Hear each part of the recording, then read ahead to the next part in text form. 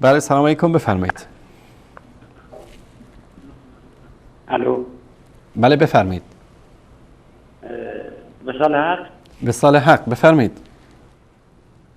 این سیارت خوبه. سلام. سلام علیکم و رحمت الله و برکاته.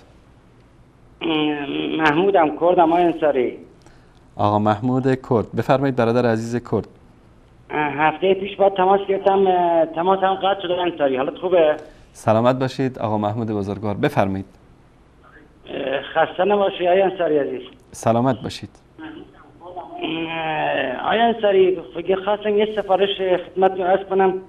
آقای قزوینی بنده خدا این مدت ده سرش به پیرمردیه دیگه. حالا بنده خدا حالا یه چیزی خورده دیگه. این به خدا من نمیدونم چه روی داره این بنده خدا. پیرمردی دیگه میخندن دیگه. والله از 1000 تا 1100 یک کلمه نمیتونه یه شمارش بگه. چه روی داره؟ میگه من مناظره میکنم با چی و چند سال تو حوزه بودم و 40 سال نمیدونم اشتهار. چی میگه اصلا؟ خب حال شما خوبه؟ زنده باشید. البته 200 تا کارشناس و مرجع و دکترم باشون همکاری میکنه در گفتن این دروغ ها. آره نوشته میگیرن از دور، اگه نگاه کنی غیر از کامپیوترش نوشته براش میگیرن، چشاش کج میکنه، نوشته طرف نگاه میکنه، هر موقع کسی زنگ میزنه.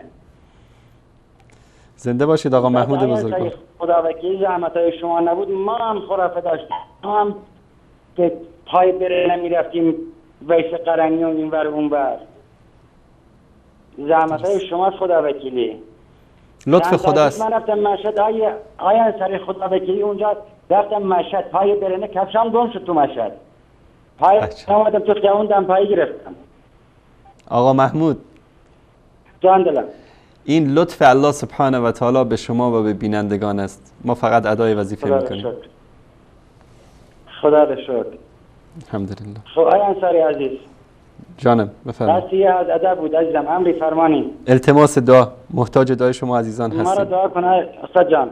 الله متعال سعادت دنیا و آخرت نصیبتون کنه برادر عزیز. تشکر همچنین استاد جان. خدا حافظ. خدا نگهدارتون. خدا نگهدارتون. خدا.